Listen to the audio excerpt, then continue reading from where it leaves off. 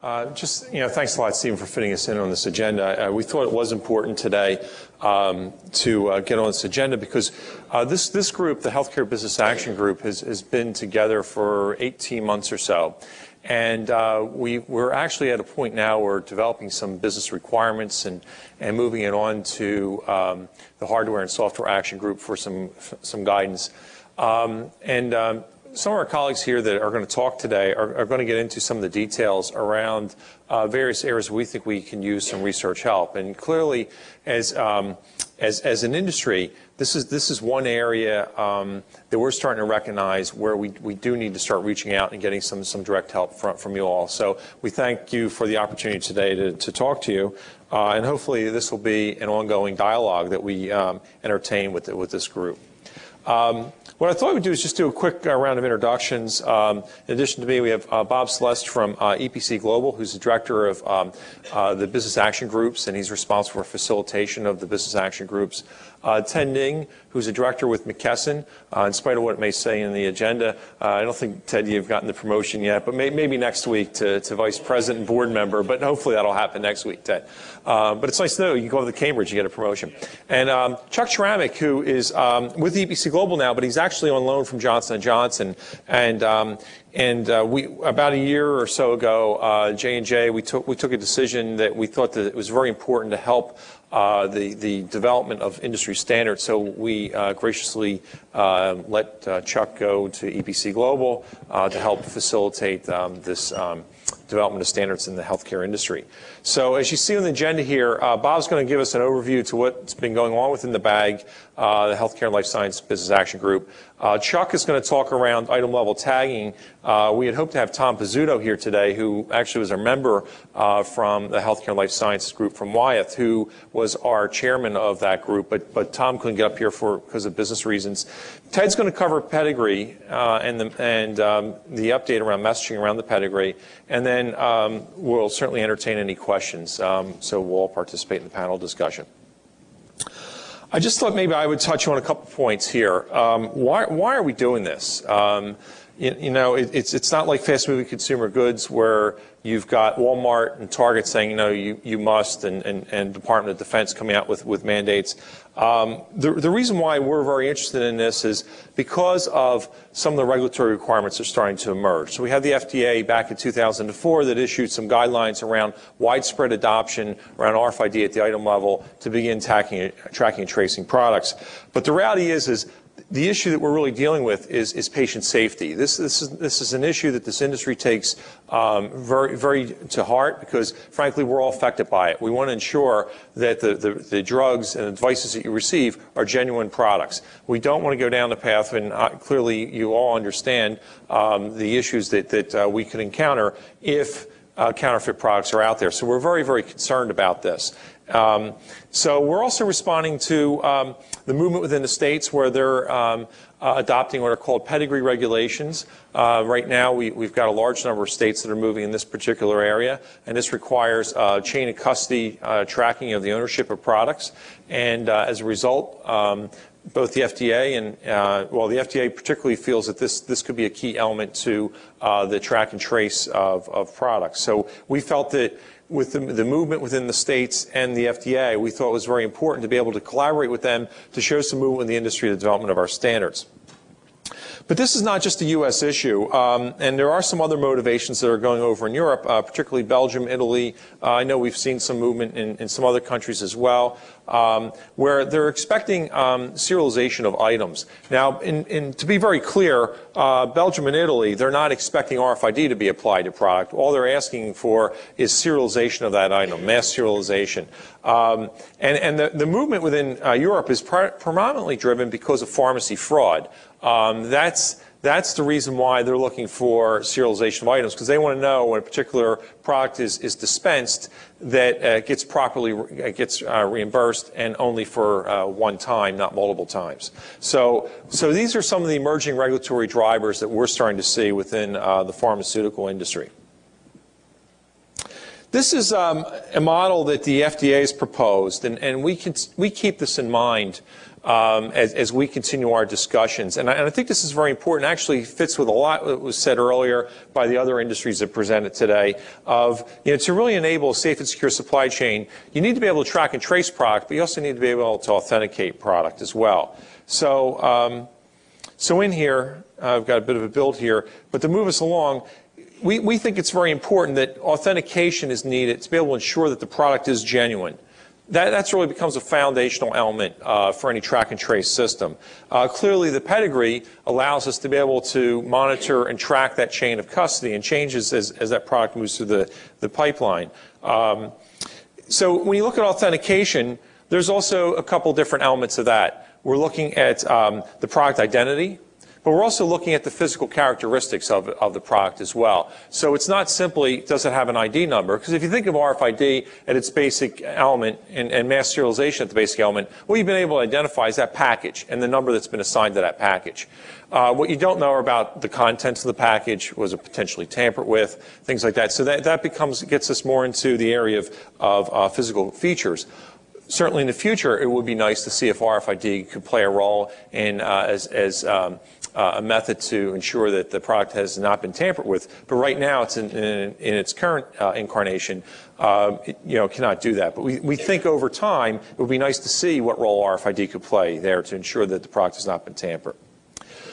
On pedigree, we talk about track and trace, and so where is the product and where is it headed, and where was the product? So it's the element of looking where it is, but then also being able to look backwards, and that's a very large issue for us. Our supply chain is not directly from manufacturer to retailer. There is a distributor in the middle there, and there can also be secondary distribution as well. So what you find is our supply chain can be a bit complicated when you start factoring in also return goods, and the retail pharmacy may not ship those return goods back to the distributor who originally distributed them to them. So you get into some very complicated situations to figure out where the product was and from whence it came. So this becomes, as we conducted our work over the last 18 months, this is the base model that we've been working with and trying to develop some specifications for our industry based upon this model.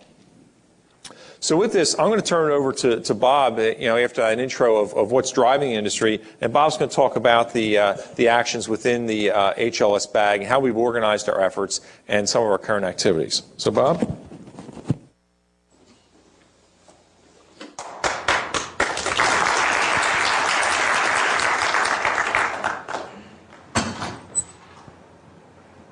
Thanks, Mike. So I just want to give you an overview of why healthcare is looking at RFID. Basically, it's to form the safe and secure supply chain. So you see things up here about item level tagging, electronic pedigree, track and trace, product authentication. And the group actually has a very regimented way of going through this, of developing the capabilities that they like, the scenarios, the use cases, and then any variants on those use cases. Our first capability that we started with was pedigree management. And as Mike talked about, that was primarily driven through the regulations that the industry had. So I'm actually going to spend most of my time on this slide, and I'll give you a second to sort of soak it in. We're hoping that the Auto ID members in the audience will take a look at some of these check marks. These are areas that we feel that Auto ID can help us out with. Basically, this slide is broken into a few areas. The blue areas is our structure. So for each one of these blue areas, there's a co-chairs, and they all report up into the tri-chair area. So you see the strategy work group, information, technology, R&D, and process work groups. Last year, when we looked at things like pedigree management, one of the things we realized was, and we've talked about a lot today, was security. And the requirements are pretty clear. The people in the supply chain need to, and sometimes customers, would need to read and write the tags. The bad guys don't need to do that. And that's our requirement. To that point, because we don't have a very simple, cost-effective, easily mechanism for securing the tags and the information in the supply chain, there's a number of areas where you see here where we're looking at security. In the areas of item-level tagging, how to physically secure a tag. In the areas of serialization, how do we secure the number on a tag? In the areas of decommissioning, how do we ensure that a tag does not get removed from a discarded bottle and re-enter the supply chain? Things like that. So security actually has broad ramifications as far as the areas that we're working on. Some of the areas that we'll be working on in 2006 that are kind of interesting are track and trace, and I want to make a sort of a difference in your mind between what track and trace and what Pedigree is. So Pedigree, and I think Chuck actually coined this phrase today, was Pedigree, if you think about it, is a business to regulator message. Pedigrees can be started by paper, they can be started through an EDI transaction or through an XML transaction. Not easily queryable for an industry. So we're also looking this year at the track and trace, the vocabulary that this industry will use, and the understanding they'll have at a business level of what all of the events mean when you move product with RFID tags on them. The other areas I'll point out that will be new is, and we originally saw these as variants, but so we'll be doing a little bit of gap analysis between the requirements we have today and when we bring companies that focus in these areas. And those areas like cold chain, medical devices, which will start up soon, and biologics, and how they affect and how they add requirements to our pack. So I think I may be done with that. That was my one slide. So we'll give Chuck.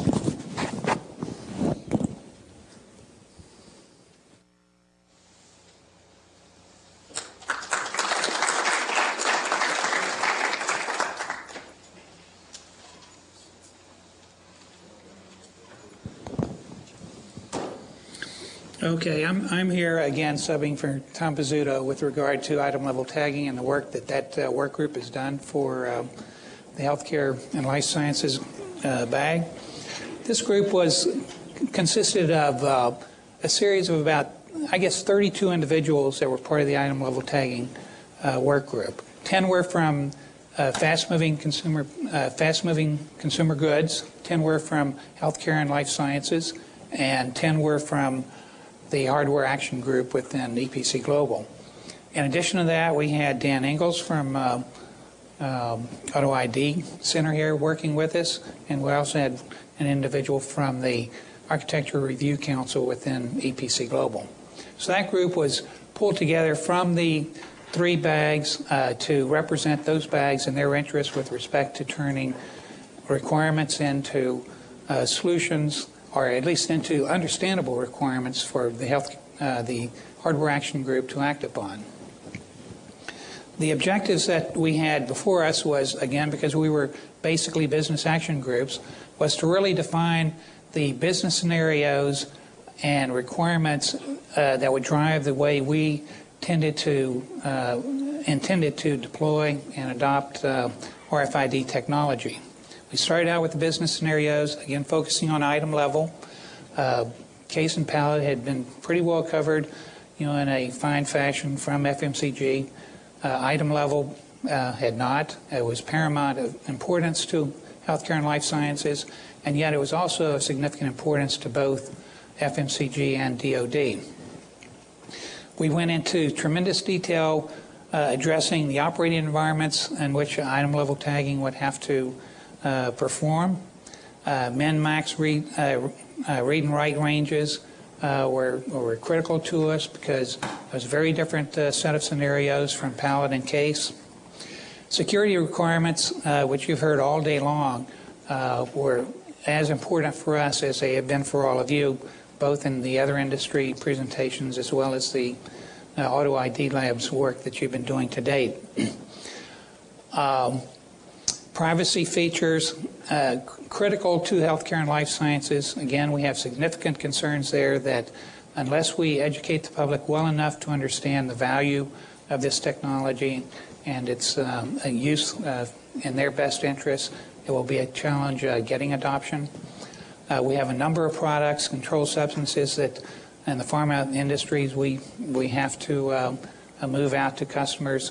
These need to be shielded and secured so that others do not know what is being sent.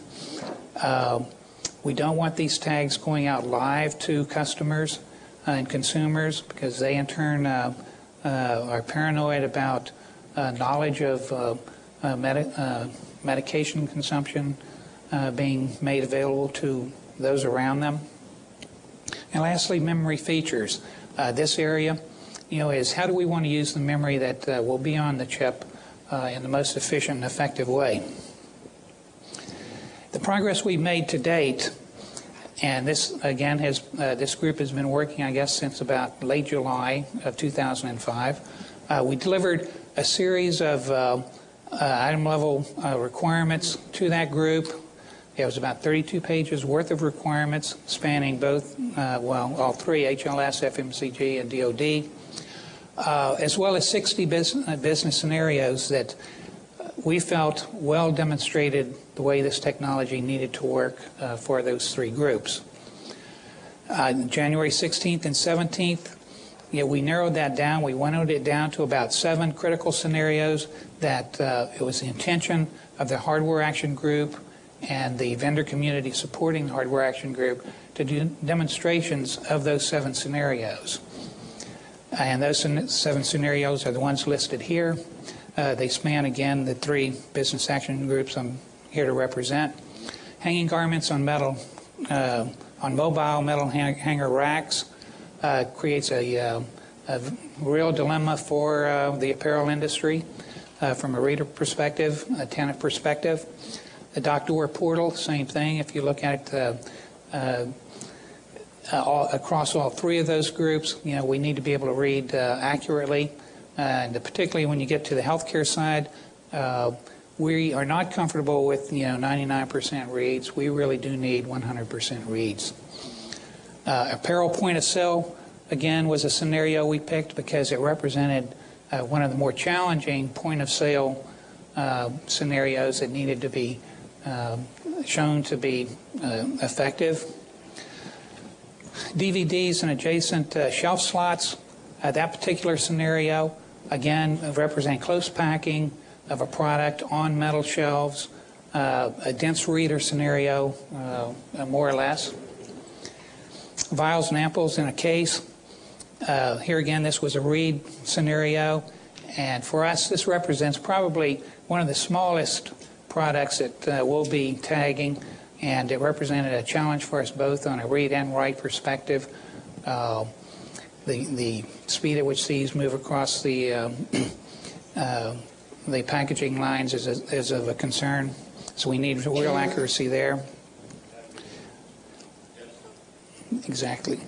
And probably the most challenging scenario that the HAG faces in the work ahead of them is that of the retail pharma mixed tote scenario. This is where the wholesalers will put together, particularly the wholesalers will put together a tote of product that could represent, a dozen or better manufacturers' products, all tagged differently, all kinds of different products of all sorts of form factors, of materials, and of contents, all together. The orientation of antennas, it's random orientation, so it's going to be truly a challenge for them to demonstrate that one. And then the last one, the vial and ampoule write scenario, was the only write scenario that we did include in this because, we felt that this was the one that represented things very close together, very small form factor, going at a particular pace.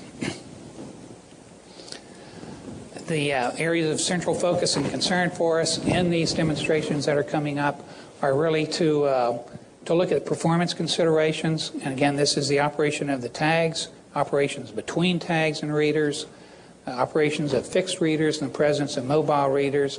Again, this is in the retail end of the supply chain that we're addressing. And lastly, operation in dense reader environments. There again, it's inventory takes that are occurring in the retail setting, either in the store or in the back rooms, with lots of readers, lots of antennas, tons of products. Security considerations. Here, as you've heard all day long, the interest here is in manageable, affordable, and non-intrusive security solutions. We just can't afford the cost of the detail or the latency that might be introduced with certain types of encryption and decryption requirements. So this is an area that we really would like to work very closely with the labs on. Memory read and write locking.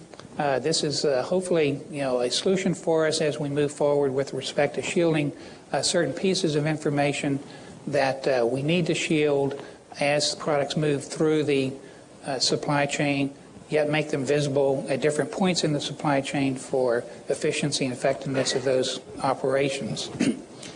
And lastly, decommissioning of tags. Bob mentioned that earlier in the discussion. This is an area that, again, for the Healthcare and Life Sciences group is of particular concern because, we want to make sure that we have a way of either killing or partially killing tags as it goes out to the consuming population, and possibly bringing it back if we want at a later date when we want to use it in a much more progressive fashion. The dense reader environment considerations. Here we're having trouble because every one of those scenarios is unique to the business or the operation that's performing them, and how we're going to replicate something like that in our test coming up is going to be a real challenge. But we do have dense reader scenarios in these various locations throughout the supply chain, either at the dock doors, at the racking in the distribution centers, at the shelves in the retail store, and even at customer checkout. So it's a concern for us in terms of interference. And lastly, the mobile readers entering the field as stationary readers. Again, when the Nokia phone example of being able to go in and determine, to read a tag, our concerns were, well, is this really going to impact, the intelligent shelf readers that may be in place or not? And it seems like from the research that's been done today by Auto ID Labs here, that's one that we're not going to have to worry too much about. Now, oops. I'm not going to go into detail on these, but these are just to give you an example of the depth of detail and the comprehensiveness in which we defined our business scenarios to capture the operating environments in which these tags would have to work. We measured everything from where in the scenario it would occur, the number of tags that would have to be read, at that particular point, the interrogation region that the readers would be impacted by, the tag antenna sizes and the variety of those tag antenna sizes, maximum read ranges, maximum tag velocity, or in cases when they're stationary, how long are they stationary to allow a read. The reader reliability, again, this is something that we, feel very strongly about, being as close to 100 as possible. And then the last one were notes on the materials and makeups of what these scenarios were all about. A good example, again, going back to the retail pharma tote, here again you're looking at liquids, blister packs, tablets, syringes, foil metal packages, all in a tote, to be read with random-oriented placement in that tote. So these are very, very challenging demonstrations. We know, hopefully, that most of it will be successful, and we'll move forward with getting solutions. And where we are now is we're proceeding in this second phase, which is turning all of this over to the HAG for them to take on. There is a little wrap-up work that's still expected of our group, and that's to get a better sense of what the hospital demands are. Unfortunately, to date we haven't had hospital representation, as directly and strongly as what we have needed, in the HLS community. But we do need to get more information there because that represents a possible frequency issue for us, and likewise more complexity. So the HAG is going to confirm that the technology vendors that are going to work with them in these demonstrations, which they think will be somewhere between 6 and 12 companies working with us, we want to make sure they cover the 7 scenarios in an equal fashion so they don't all go after scenario 1 and 5, and the others don't get addressed. That's going to be the challenge for the HAG to make sure they work that out. They're going to do the work between February and March 22nd, at which time these demonstrations are going to be provided back to the three business action groups, HLS, FMCG, and DoD. And then we will see where we go from there in terms of what they can do and what they can't. So out of that, we expect a lot of opportunities to come back to you and ask for assistance in drilling down on how we can turn something that doesn't look like it can work today into something that can, 6 or 9 months, a year, year and a half out. Okay?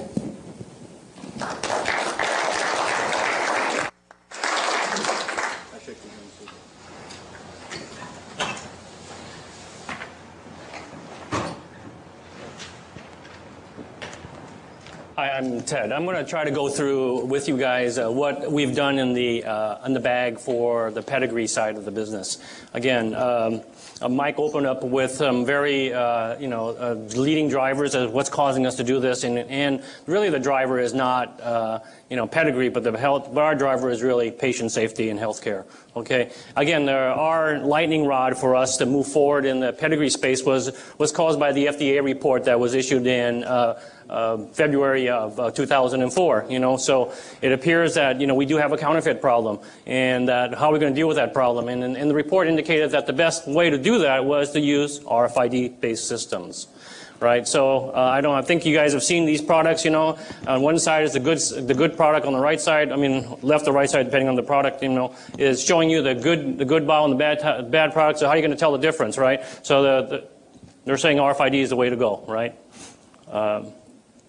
The problem is what? The problem is we have too many cooks in the kitchen for us. We would love to comply. I think the industry wants to comply. I think it's the right thing to do for us, the right thing to do for the nation, right? But if you look at this, we have here 30-plus states that have written Pedigree laws now. I represent McKesson. McKesson is a wholesale distributor of pharmaceutical drugs. We cannot afford to write systems for 30 different states, basically. So we really need to have a model, a consistent model. The model that Mike showed would be great to have. But unfortunately, Florida, the first one that's coming up for us, which we put a lot of effort behind, July 1st of 2006, indicated that we have to be in compliance to their model first, and then followed by January 1st of 2007 is California. And then there's various laws already in place, like in regulatory process like Nevada, like Texas, already in progress in writing regulations that may interfere with what has already been proposed by Florida. So the real benefit for us, and so to speak, is that the models that have been proposed by the other, quote, 29, 30-plus states here differs significantly from Florida. So there might be some consolidation, so to speak, hopefully by the models. And what we're looking for is some federal interaction here that will allow us to do that. Okay. So really, again, and I'll talk about a little bit about the solution is what? Identification and tracking. So, but how do you do that? I had not heard anything today that tells me that says that we need to do the entire supply chain, all products in the supply chain. That's not what we need to have done here. We got to do some type of, I don't think there's sufficient RFID capacity in the industry to solve and meet all of the demand necessary to enable the entire supply chain of pharmaceutical products. So, so there's got to be some approach, some thinking that says that what's a rational approach, rational adoption approach here? Is it high demand guys only? Is it the top 100? Is it the guys that are most counterfeited? So we need help and we need some guidance here. Okay. But again, we're forced by the Florida Pedigree law to enable the whole supply chain. But if you look at, without going into what Florida is all about, that model is fundamentally flawed, okay, in the way we would think about a pure chain of custody and a Pedigree model. So the Florida Pedigree model says it's not the data element, so to speak, it's what you're trying to accomplish here. We need this basic stuff. And they don't even talk about serialization. Obviously, when you counterfeit product at an item level or a bottle level, and they're looking at tracking only lot and expiration date, so to speak. So there was other industry groups that have come together, not just states. I didn't show you the whole picture here. There has been NABP, then there's other groups, Uniform, there's a uniform pedigree council that's been put together by different industry groups as well, representing various factions here, but they came up with a different set of data elements associated with what it should be in a pedigree. So really, without defining, what they did was in those groups was define, quote, the data elements. Obviously, the data elements are of value because I'm an IT guy, I work with data elements, but what's more important? What's the process associated with that definition of what a pedigree is, right? Right? Who updates the data? Who says what data should be there? When should you update it? How do I share the information? Oh, and then from the process side, where does it start? Who's responsible? Who will enforce? Again, we talked about what is authentication here. It's not just a number, it's also the overt and covert measures associated with it, and the linking of the two sides of the pedigree model, with the right side and the left side in a logical data model. Okay, so who pays for the system, which is even a better question. If regulatory mandates this stuff, obviously there's going to be a huge increase in cost here. And McKesson deals with literally thousands of local pharmacies, and we call them, in different parts of the country, we call them mom and pops. If we put in an RFID system that is associated with a more sophisticated system, can these pharmacies be able to authenticate the product when we receive it? Do they have the cost infrastructure to do so? I know we need standards. Okay. I'm also part of the information work group. We're working within the bag. We really need to have is, the information model, the logical models, the flow that's associated with it. You guys, I know some of the speakers here today attempted to bridge into that, without talking about it. But, we really need the rules as an IT organization to do synchronization, validation, ownership, retention, security. Florida says we have to keep the records for our pedigree for 3 years. We generate, I don't know, I'm not going to go through the numbers of McKesson, but there's a lot of orders. We generate an order for each customer every day of the year in Florida. We do an overnight delivery model. So how many pedigrees do we need to create for every product there is there? We cannot afford to create a paper pedigree-based system. And in Florida allows a paper pedigree system. And there's no integrity in a paper pedigree system, really. Okay? This is a little bit about evolution of hardware, software, and integration. But if you look at all the different architectural stacks and stuff, there is that middleware is like expanding to the edge, and the middleware is expanding upward into the enterprise. So there's no static model, so to speak, of technology. Here we are moving from Gen 1 to Gen 2. So, we're talking about agile readers. We're talking about we haven't really come up with a sense of understanding what are the firm frequencies associated with what we're going to do, how we're going to write these tags, and what should be on the tags. And then we have the performance issues with item level tagging still to decide. So, I think Chuck and Mike here really said the same things here. We really need your help here, help us resolve these issues here so that we can get this, patient safety issue addressed.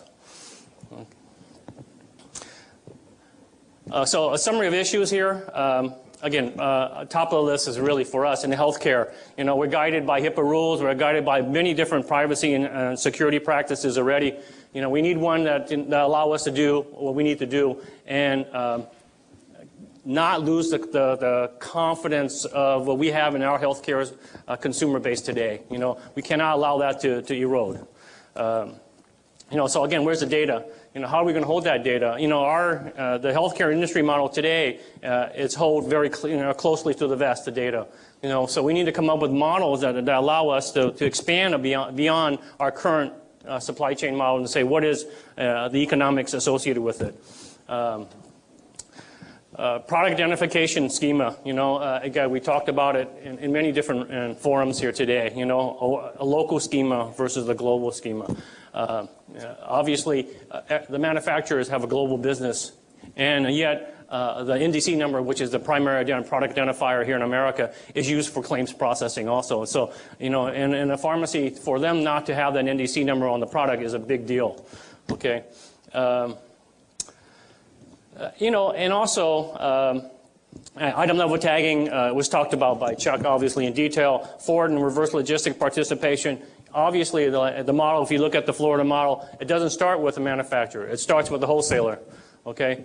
There's a few supply chain participants missing there in the middle here. So, and so, I mean, including logistics guys, right? So, we believe that really the best pedigree model contains all participants in the supply chain, right? There can't be going from one step to step 3, and step 2 maybe if you have the time, So what we're looking for is really a state and FDA e-pedigree model. We're looking for an electronic model.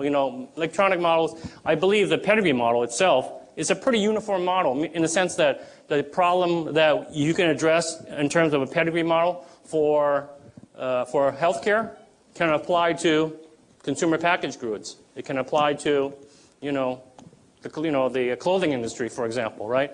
So the model is pretty clear, but we need to define one across industries, and I would would add significantly to the adoption associated with it. Tag frequency, technology maturity, I caution, as a business, we have X number of dollars each year to invest into technology. What we need to have is an evolutionary step. We can't slowly evolve. We got to have checkpoints along the way. I was talking to John earlier over lunch about the concept of, we have to set the future vision of where we're going to go, right? Where are we going to be 2 years from now, 3 years from now, wherever the slice and dice is, okay? But at the end of year 1, we have to say to ourselves, we're all going to be X12 by this date, and be able to accomplish these type of things. So that's what we're looking for here as an industry, because we can't do this incremental adoption approach because it's a huge infrastructure we have to change overnight. Okay, it took us 30 years to get to barcode maturity. We cannot wait 30 years for RFID to become mature. Okay, we all understand the product identification strength and the need for product identification, and the glory associated with understanding what else we can do with additional bits of information that we never had with the linear barcode. So. Again, what's a rational adoptions approach? For us, for McKesson, the wholesale distributor, what percentage of product has to be enabled for us to make that a non-parallel set of technologies, so to speak? I can't be scanning product with barcodes in one hand and then using RFID on the other. It doesn't save me any time if I close the tote and I have to open it back up to scan those products are not RFID enabled versus guys that are barcode enabled. So we have to reach a level of maturity and adoption as quickly as possible. And that would be everybody in the supply chain again. And that goes back to the cost dollars and goes back to the evolutionary aspects of it. So. It's really not a focus on technology. I don't want to make I know we're a technology group here. We really need to focus on the long-term vision in terms of a business set of requirements and saying we're going to sell safe and secure, we're going to sell reverse logistics or operational efficiencies.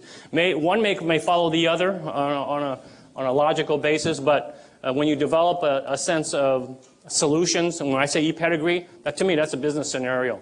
And what are the supporting technologies that allow us to get to step 1, and then further out a second step associated with it? And that's all I really had to say. I want to keep to our time here. So I'm sure we're up here for a few questions here.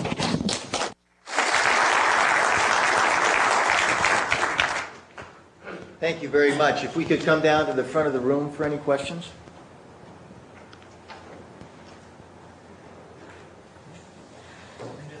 You just handed us a big menu.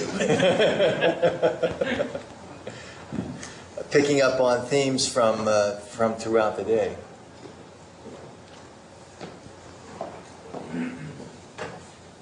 Hi, I'm Alfonso Gutierrez from the University of Wisconsin-Madison. In the beginning of the presentation, you got a big slide saying that it's for the patient safety. We're working in some of the supply chain on the blood products on supply chain, and a big issue that we're dealing with is the patient identification. I mean, this is for the patient, and at the end of all of this is a patient who's receiving this. Different than the consumer products, we have to tie it with the patient.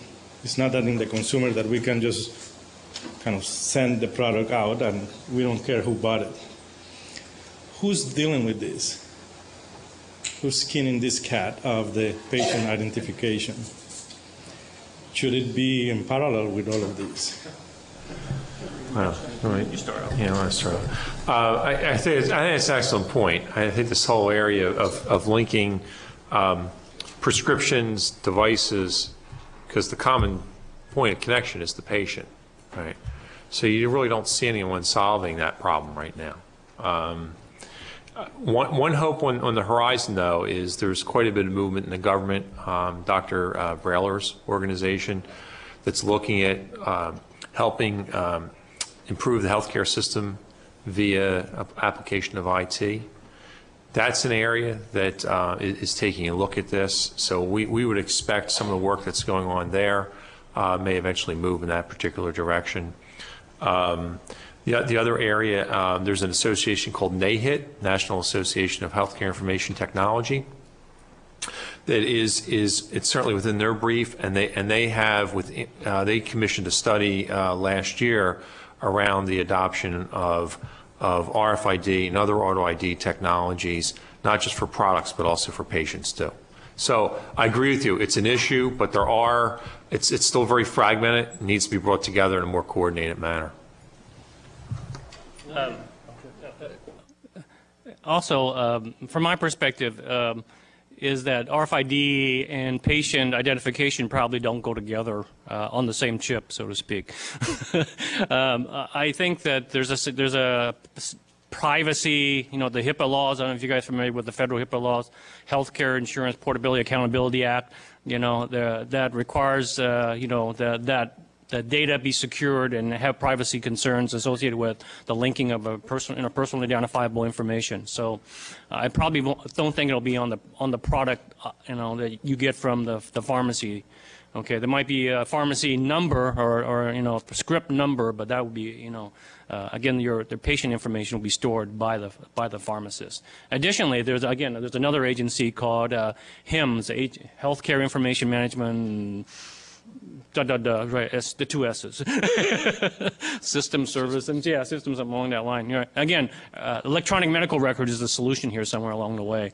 There's also in the federal bodies here that are looking at trying to develop electronic medical records. So one of the areas that we may be able to help you out with is that our parent company, GS1, and specifically GS1 in Ireland, has done quite a bit of work with blood tracking, and they've done serialization. And this spring that we moved to RFID tracking of blood products in Ireland, and that may be of interest to you.